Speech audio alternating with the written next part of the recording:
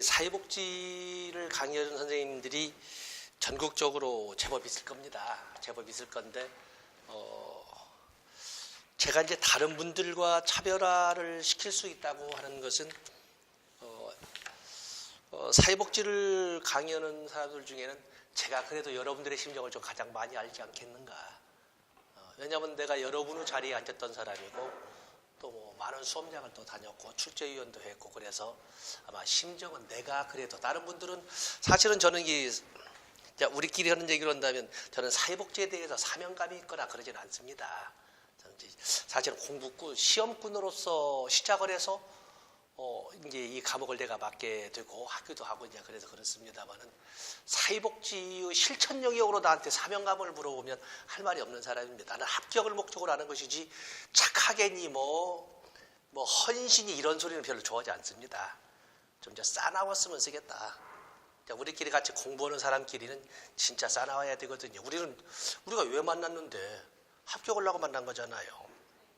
그리고 이제 저는 여러분에게 하나의 이제 채무자의 입장에 있지 않습니까? 똑같이 여러분들이 이제 여기 학원에 얼마를 내는지는 모르지만은 그 중에 일부가 나의 수익 구조에 들어오기 때문에 나는 어쨌든 간접적이나마 여러분들을 채권자로 하는 채무자의 입장에 있어. 그럼 나는 여러분에 뭘 줘야 돼?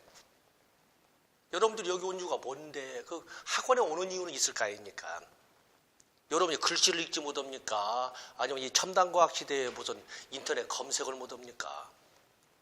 여기 오는 이유가 있을 건데 그 오는 이유를 잊어버리지 않았으면 쓰겠어요. 내가 낸 만큼 시간 줄이고 부피 줄이자는 거 아니겠습니까? 그런데 참으로 궁금한 것은 나도 똑같은 여러분들의 수험생의 세월을 보낸 그 입장으로 이렇게 보면은 뭔가 자꾸 내 책이 아닌 다른 것에서 뭐가 좀 출제될 것 같고 그 책을 보면은 저는 인덱스를 안 땄습니다만은 인덱스라든지 예 감사합니다. 예. 또 아니면 각주에서 왠지 그 조그만 글씨에다 출제될 것 같아서 자꾸 신경을 쓰게 되고 내가 없는 것을 다른 사람이 가지고 있으면 또 거기서 또 출제될 것 같은 느낌이 자꾸 들거든요. 그래서 자꾸 자료를 드려요. 자료를. 그래서 보면은 수험생들의 캐비넷을 보면 어디에서 구했는지 기억도 못하는 자료들을 많이 갖고 있어요. 이건 제가 것뿐만 아니라 똑같이 시험권의 동지적 입장에서 설명해 본다면 자료는 없는 것이 좋아요. 자료를 구하고 싶으시다면 시험 직전에 한 2달 전에 모의고사 등을 통해서 수집이 되는 것이지 지금부터 가지고 있으면 하루하루가 가면 갈수록 막 스트레스가 가중이 돼요. 스트레스 쌓이면 안 되거든요. 나도 그 공부할 적에 아마 여러분들도 그럴지 모르겠습니다만은 많은 내 동지들은 후회를 참 많이 했어요. 공부를 시작할 적에. 내가 미쳤지. 이런 생각. 내가 어쩌다 이게 공무원은 마약 같아서 이제 팔 못 빼잖아요. 공무원은 다른 취업과는 달라요. 특히 사회복지는 더 그래요. 왜냐하면 사회복지는 공직을 거치지 않으면 정년 50세 채우기 어렵잖아요. 정년 50 채우기 어렵습니다. 그러나 공직을 거치면 진짜 현장 순직이거든요. 다른 직종은 고작 해봤자 대우받는 공무원으로 정년한 사람이 대우받는 어떤 인간 사회적 관계망을 가지고 사회복지 시설장을 가서 한 3년 한다 이런 건데 나머지는 못합니다. 아니면 돈이 많다든지 시설을 차려서 내가 시설장을 한다든지 이렇게 하지 않으면은 그렇지 않으면 고작 65세에서 사실상 끝난다고 봅니다. 근데 공직을 거치게 되면 그야말로 우리의 꿈. 우리는 누워서는 못 죽는다는 거거든요. 우리는 진짜 행동 중에 죽는다는 거거든요. 현장 순직이에요. 꼭 수익성이 없더라도 진짜 나이 들어서 이제는 늙어도 대접 못 받는 시대잖아요. 알잖아요. 왜냐하면 늙어도 적어도 기본 경영, 사회하신다고 하는 사회를 하게 되면 적어도 수요 공급에 있어서 공급이 떨어져야 단가가 높아지고 공급이 늘어나게 되면 우측이동해서 단가는 떨어져. 노인의 단가, 노인의 가치는 떨어지게 되어 있잖아요. 그럼 뭐가 있어야 돼? 스펙이 있어야 하잖아요. 이제는 젊은 애들 스펙 문제는 아니에요. 이제는 나이 든 사람은 스펙을 취해야 되는데 사회복지가 최고의 스펙인 줄은 아는데 써먹을 수 있는 스펙은 공직을 거친 스펙밖에 없어요. 사회복지 시설이나 기관을 운영을 하면 가장 큰 것이 재원이죠. 재원을 누가 땡겨와? 우리가 보면 직전에 있던 사람들이 금융감독원이 뭐 다 그야말로 억대 연봉을 다 가잖아요.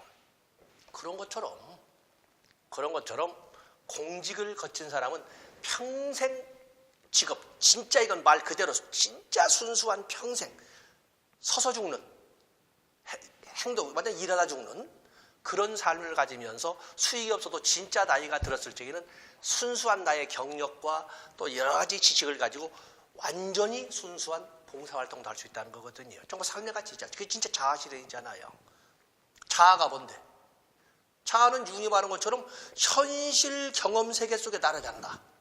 적어도 세상은 나를 태어나게 할 적에는 뭔가 쓸데가 있어 나를 태어나게 했을 거 아니겠어요?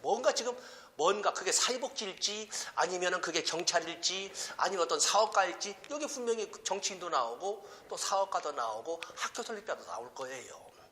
지금 여러분이 잘 아는 정, 관, 재계에 있는 사람들이 여러분 나이 때 어떤 생각을 가졌을까? 그 사람들이 정치한다고 20대 때 가진 사람도 없지 않아 있었겠지만 아주 극소수고 어쩌다 보니까 정치하고 있고 어쩌다 보니까 내가 사업할 줄 어떻게 알았으며 이런 말 하잖아요. 진짜 모르거든요. 어쨌든 공직은 하나의 그냥 나의 욕심을 넘어서 나의 숙명이라니 생각하고 가기로 했다면 짧게 가자고. 짧게 가려면 책은 얇아야 돼요. 뭐 내 책이 얇아서 그 말하는 것이 아니라 일단 자료는 없어야 돼요. 가지고 있는 책도 내 것이 안 됐는데 거기다 뭘 갖다 오소하러 하는지 모르지만 뭘 붙이고 살찌고 막 그러거든요. 합격은 틀려서는 안 되는 문제를 안 틀리는 데 있는 것이지 다른 사람 모르는 것을 맞춰서 합격하는 건 아니거든요. 그래서 어쨌든 여러분들은 자료를 딱 보면 한 10권? 국어는 좀 양이 많고 영어도 뭐 보케블러리 뭐 있으니까 한 2-3권 있으니까 한 12-13권 가지고 승부를 봐야 될 거예요. 12-13권 가지고. 이론서 1권 그리고 기출문제 1권. 그런 정도. 나머지는 뭐 자료 같은 거에 나가지 않겠습니까? 사실은 그것도 그날 볼 자신 없으면 바로바로 버리셔야 돼요. 바로. 지역은 같으신가요? 지금 처음 봤죠? 세 분은? 지역이 같지 않은, 지망할 지역이 같지 않다면은 어떤 자료가 생기면 나이별로 생각되는 분들에게 다 나눠주세요. 다. 자료가 많은 사람은 스트레스가 많다는 거거든요. 그러니까 자료는 최소화시키고 한때는 갈 때까지만 가자고요. 갈 때까지만. 그래서 목표를 수석해 주십니까? 수석? 목표는 합격에 있잖아요. 빨리 합격이 아니라 합격에 있어야 되거든요. 근데 자꾸 빨리 오면 도망가는 공부를. 난 여러분들이 영어나 국어를 얼마나 잘하는지 몰라. 난 사실은 내가 사회복지 책을 쓰는 사람이니까 내 과목을 더 강조해야 되지만 시험은 국어고 영어를 못 하면 어렵잖아요. 그냥 특히 국어. 많은 사람들은 자꾸 영어 그러는데 국어 못 하면 영어도 힘들잖아요. 국어는 모르지는 않아. 다 아는데 안다고 말 못해. 모르지는 않는데 뭐 아는 것이 별로 없는 것 같아. 정말 스트레스거든요. 근데 사람들이 그거 생각을 쉬니까 도망가 버려.